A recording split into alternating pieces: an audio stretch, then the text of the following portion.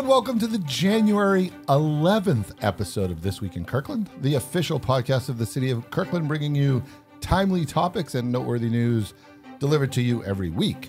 I'm your host, Jim Lopez, one of two deputy city managers here at the city, joined today by two members of our podcast team. Kate Ryan. And David Walbrecht. As well as our special guest, Chris Gavigan. Good morning. Welcome. We are excited to hear all about your new snowplow map that you and your team have created, Chris. Well, thank you for that. It's got quite a bit of great stuff to share. Yeah, it's going to be really Great. fun. But before we do, here are the topics we're covering this week. Yep, we've got some look-aheads on ways to be ready for the cold weather. City Hall will be closed for MLK Junior Day and a preview of the next City Council meeting. We've also got some announcements, including the Kirkland Rental Risk Assistance Fund can help landlords That's and good tenants. stuff. Appreciation for our dedicated police officers, as well as congrats to our newest fire department graduates. Great. Plus, a save the date for our Lunar New Year, which should be fun. Yeah. And information on the City Hall pop-up blood drive. Yeah. But first, our big story of the week. Folks, we've got freezing temperatures coming and potentially snow. Here are some tips to get ready. Yeah, so you can prevent freezing pipes by opening cabinet doors, setting the thermostat at the same temperature day and night, and let cold water drip from the faucet just to keep water running through Let the pipes. the water drip. Yep. Yeah. Also, if you're going to use salts and de-icers, please be sure to use them properly. So follow all instructions that come with the product. Always a good plan. That's handy, yeah. Spread before the snow and ice comes and starts to accumulate, and be a good steward after the snow and ice melts by sweeping up excess product and throwing it away. So check the roads before you drive and our traffic cameras. And David and Kate, drum roll please, our new interactive snowplow map, hence Chris's presence here in the studio. Now, we'll talk more about that with Chris later in the show, so stay tuned. It's really cool, interactive GPS thing. Science, yeah. Science, Yep. where we're going to be Absolutely. following the trucks around the city. So, city facilities will be closed Monday, January 15th for MLK Junior Day. Fire, police, and other critical services will remain fully operational. Now, following the holiday, our next city council meeting is on Tuesday, January 16th. Here's what's on the agenda. On the business agenda, council will discuss and decide council member committee assignments to various standing positions around the region, covering a variety of policy areas for 2024. Council will also receive an update on the city's 2024 state legislative agenda. And prior to the business agenda, during the study session, council will provide feedback on potential short-term options to activate the Houghton Park and Ride site while long-term plans are developed. That'll be very interesting. Absolutely. If you're interested in anything like that, please join, because that's going to be a good conversation. Now, council meetings are streamed live on the city's YouTube channel, Facebook page, and on the city's website. That's right. Now, are you a landlord hoping to lease to tenants struggling with barriers to obtain stable housing? Or are you a tenant seeking a new lease in Kirkland? Well, Kirkland has a rental risk assistance fund program, and this helps tenants facing barriers in securing stable housing by providing cash grants to landlords up to $1,200, and it helps offset the risk of tenant default. Visit kirklandwa.gov/rent-risk-fund for more information. So mark your calendars, my friend, for Lunar New Year, the community celebration happening on February 3rd. Now, you can learn about how the tradition is celebrated, enjoy a dance performance, crafts, and refreshments. And this year is the year of the Dragon. dragon. That's right. Yes. Yeah. So Kind of exciting. You can go and make your own dragon. Yeah. I think there's a ton of family-friendly crafts and activities and that sort of thing. So really a fun time to learn more about this holiday, learn what Year of the Dragon means, and maybe walk away with a little dragon craft. And There this you is go. all at the Peter Kirk Community Center. Yeah. We look forward to seeing everyone. Yeah. That'll be fun. So this past Tuesday was Law Enforcement Appreciation Day. And we are really super grateful to our wonderful Kirkland Police Department. That's right. Whether it's 24/7 response, incredible detective work, gun safety programs, so much more that they do every day to help keep us safe. Yes. Big thank you to KPD. Yeah, thank you so much. Now, we had Tiffany Tremblay on a few shows ago. Yeah, that's right. She's our neighborhood resource officer. That's right. And that was a really fun show. Yeah. She gave us a lot of great tips, and we talked about the Great British Baking Show? The Great British Baking Show. Yeah, right. we need to brief you, Jim, so you know what I need to know what's Hollywood happening. handshake is the next time she comes on. That's right. This week also saw the graduation of Kirkland Fire Department's newest recruit. That's a big deal. Congratulations to the recruits. These recent graduates will soon be serving at our fire station. Yeah. Congratulations and welcome to the Kirkland community. Yeah. And if you or someone you know is interested in this service-oriented career with an amazing team, well, consider applying to join Kirkland Fire. More information is at kirklandwa.gov/Are You the One? Are you the one? Well, we hope you answer question. that question affirmatively. A couple of upcoming events for you to check out. We have a pop-up blood drive at City Hall on January 18th and 19th. A great way to cross something off your New Year to-do list. Yeah, I might see you there. And if the interview with Gina piqued your interest on the Cascade Recycling Center, well, you're in luck. You can do a virtual tour of that center coming up January 26th. More info in the show notes. That sounds cool. Yeah. And that brings us to 5 in 5. 5 questions, 5 minutes. You know the drill. Well, maybe you don't know the drill. I think Kate and I know the drill. I think Chris is getting oriented to it. This is true. It's approximately 5 minutes. Yeah. I know Rounding up. if somebody were to take a timer on our 5 in 5, I'm not trying to be bringing it home in 5 minutes. Yeah. But But that brings us to Chris Gavigan. Chris, welcome. Well, good morning. Thank you for coming in. I was happy to do so. Yeah, well, we appreciate that. So, Chris, what's your role at the city? Actually, Public Works, the Deputy Director of Operations at the Maintenance Center. So that's kind of a complicated department. Like, you guys do a lot of things. A lot of services and stuff are provided from that group. Yeah. Great team. So as operations, you kind of sit over all of it. Whether it's the engineers building something, the folks working, fixing the streets, the surface water people, the waste management people, all that stuff. We're in the middle of all of it. In the middle of all of it. Well, that's a wonderful thing. And you do a wonderful job. So how did you come to Kirkland? Well, through my career and a lot of the things I had going on, there was a lot of folks that I met, a lot of happy people that worked here. Oh, that's nice to hear. Some things that Yeah. came, understood there was a vacancy. It was something that I'm very interested in. I thought it would be great to just expand some things that I do and bring some of the experience and stuff I had to the city. So you heard good things, saw an opportunity, and you acted on it. I took it. It's kind of like a life lesson. right? There you go. Very Yeah. much so. Very much so. We consider ourselves the city on the hill.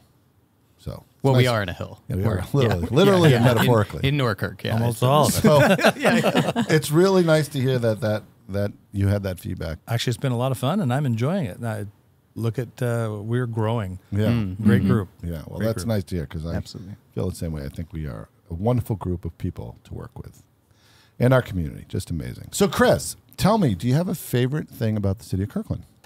I do actually. It's what brought me here. It's it's been so true. Just what I seen to begin with is it's the people, the people of Kirkland, not just the folks that work here every day, but the residents themselves. A great group Yeah. of people and very friendly. Nice place to be. Right? Yeah, and we have that answer. We have gotten that answer a few times, and we all just really connect with it because it is so true. I think It's it so really true. As amazing as our city is, the essence of it all is the people Absolutely. that make it amazing. Agreed. So what we're talking about is snow plows driving around the city in the middle of a snowstorm that are available to the public to monitor on a map in real time. Is that kind of it? That's correct. And we've added a bunch of stuff to that. To what our normal GPS is. A lot of that is that we layered that our normal snow routes that our folks could see in the past. They could see the routes and they can follow along as our plows are out there clearing the streets. So you can see on a map now where the city priority lanes are. Like we have like itemized areas where we got to get clear, like main arteries. Oh, and by the like- hospital. By the yeah. hospital, right? Lifelines. Yep. So you can see on a map where those priority corridors exist, and then you could see where the snow plows are planning to plow, and then you can watch them plow in real time as they do it. That is absolutely correct. That is accurate. Because that's kind of like when you wake up in the morning, you're like, wow, it's snowing. I wonder where the plow is. It's not like just an open-ended question anymore. It's Right. There you you go. can like, go, actually go look. Just go look, and it's right on our website. You just go to the website and click. Right on the website, and there's added features to that are not on a lot. That, Pray tell. Well, our team, they put together some awesome features on that more color coded. It shows Okay. timing. A lot of times, it's a lot of them don't show that It's been plowed. It was 30 minutes ago, an hour ago. A lot of it just shows current time. We show all the past. Wow. So you'll show. Wait, now this is really good. So you'll show an area and how long ago it was plowed. So you'll know how quickly that area had been serviced. Yes. Wow. It'll show that if you hit there 30 minutes ago or an hour ago, that road was plowed, that priority route. Now, not to put you on the spot, and it's okay if we don't have an answer for this, but if you're sitting up there in a neighborhood and you're like, well, when is the plow going to get to my street? Would it help there? It would, because it would show the direction on that. It shows you that there's an arrow on that map. It shows the direction that plow is going, and you can somewhat anticipate that they're running around, 20 to 30 miles an hour as they're plowing. Okay. About how long it's going to be before you see them. Okay. That gets you some of the way there. Yeah, yeah. And an added feature that was great that our wonderful IT department helped put in is that we have the traffic cams integrated into that map so that you can pop in those traffic times for real time. What does it look like out there? Oh, I'm so glad you mentioned that, because I saw a demo of this and I was blown away by following the trucks, right? And then you see the little camera icon and you click on it and boom, you're looking at that intersection. Oh, it's awesome. It's awesome. It's really real handy. time. Wow, cool. It's like, welcome. That's a smart city technology. Absolutely. So that's pretty awesome. So we still have an issue, Chris.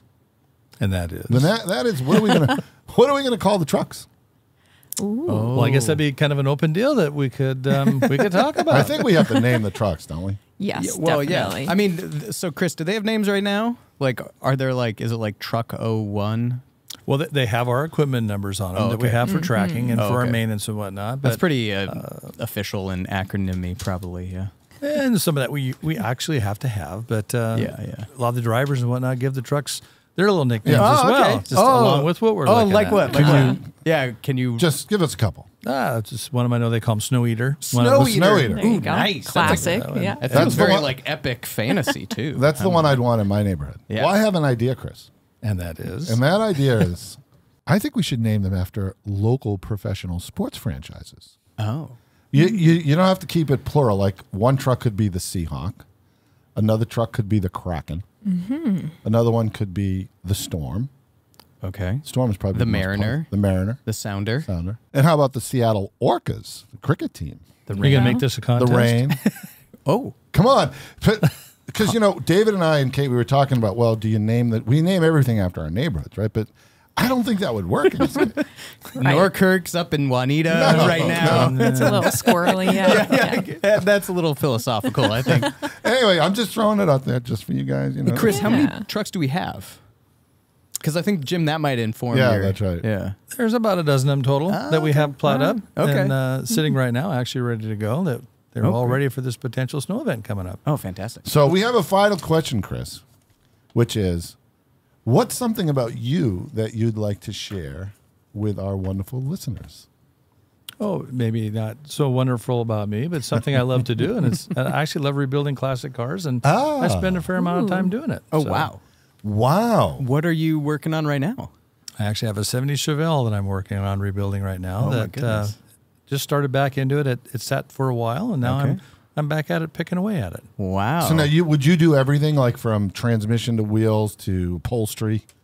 And I paint it as well. You paint everything. I do wow, everything. that's cool. So, and it's something I've done for a long, long time. Wow. It was part of my early career that brought me to what I'm doing today. Wow. Oh, wow. That's amazing. Can I tell you my favorite classic car? Absolutely. The Mercedes 280 SL, circa 1967. It's a work of art, Chris. Maybe Do we you could have work one? it. No. Yeah, oh my God. maybe we could work a deal if I find one. We could maybe work a deal. You can help me. Definitely work that out. Look Yeah. at something. Well, thank you, my friend. Will you come back? Of course. No, we don't need a snowstorm to have you come back. And hopefully we don't have one. That's right. So please stick around for our pop quiz. This is a multiple choice trivia. We do it every show. And one of these answers plows a road to the truth, while the other just blows snow. Meaning the other two, Chris, we just make up. Yeah. The other two answers. So here are the options. A, cartographers sometimes include fictional trap streets on their maps to catch would-be plagiarists. That's interesting. Wow. Or B, medieval cartographers often labeled unknown lands with the phrase, quote, here be dragons. See what we did there with the Lunar New Year? Ooh, yeah, very yeah. subtle. I like it. Or C, the louder you yell, the better your car's GPS understands you. Well, that's Clearly the answer. Yeah. I don't know. Mine doesn't work like that. Well, modern day, wouldn't it be? See, Jim? Oh my gosh.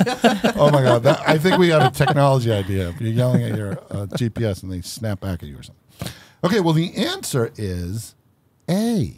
Oh, trap streets. Trap streets. Oh, interesting. Catch would-be plagiarists. Hey, there you go.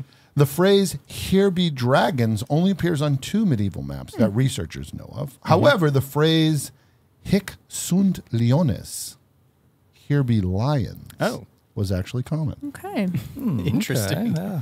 Well, there you go. Thank you so much, Chris, for being on the podcast. We really enjoyed you being here. Appreciate it. Thank you. Okay. And hey, don't forget to make your blood donation appointment. And that does it for this week. You've been listening to This Week in Kirkland. Don't forget to like, subscribe, and share. And if you're enjoying the podcast, please leave us a review on Apple Podcasts or wherever you get your podcasts. Special thanks to Chris Gavigan, Anthony Girardi, Chris Peterson, and Sue Romero for their behind-the-scenes magic. Thank you. Thank you. And our next episode is January 18th. Until then, Stay connected, Kirkland.